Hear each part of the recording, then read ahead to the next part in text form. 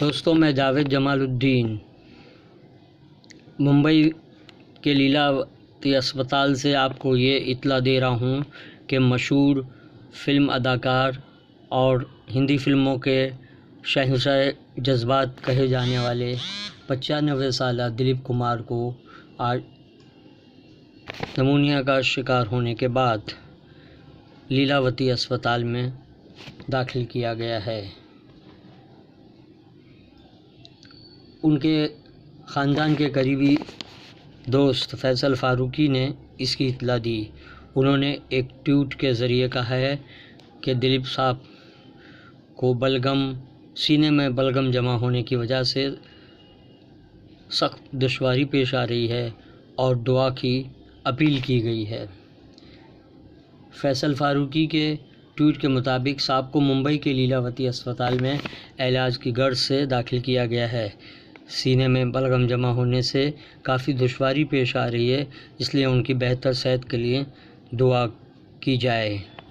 واضح ہے کہ دلیپ کمار کو اس سے قبل 2017 میں اور اس کے بعد اس سے پہلے دسمبر 2016 میں گردے میں تکلیف کے سبب اسپتال داخل کیا گیا تھا۔ پدم بھوشن دلیپ کمار اس سال اپریل اور پھر ستمبر میں بھی نمونیا کی وجہ سے لیلاوتی اسپتال میں داخل کیے گئے تھے۔ دلیپ کمار نے 1944 میں اپنے فلمی کیریئر کا آغاز کیا اور جذباتی فلموں کے لیے انہیں ہمیشہ یاد رکھا جائے گا۔ اسی کی وجہ سے انہیں ٹریجڈی کنگ یعنی شہنشاہ جذبات کا لقب ملا۔ انہوں نے محض 65 فلموں میں کام کیا ہے، جس میں دیوداس، نیا دور، مغل اعظم، گنگا جمنا، کرانتی، بیراگ، کرما، داستان، رام اور شیام، گوپی اور آزاد جیسی فلموں میں انہیں مزاحیہ اداکاری کے لیے یاد رکھا جائے گا۔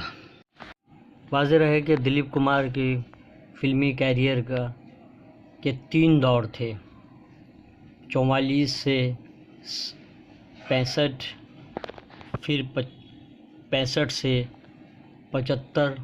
جب ڈھلتی عمر کے ساتھ وہ ہیرو تو آتے رہے لیکن بہت زیادہ کامیابی نہ حاصل کر سکے۔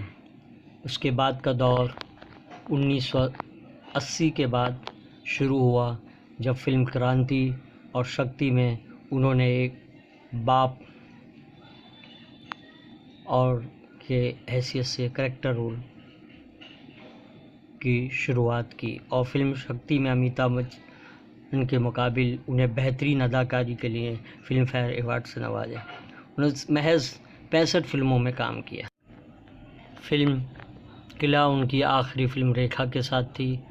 وہ راجیہ سبھا کے رکن بھی رہے اور اس کے بعد بستر علالت پہ ہیں۔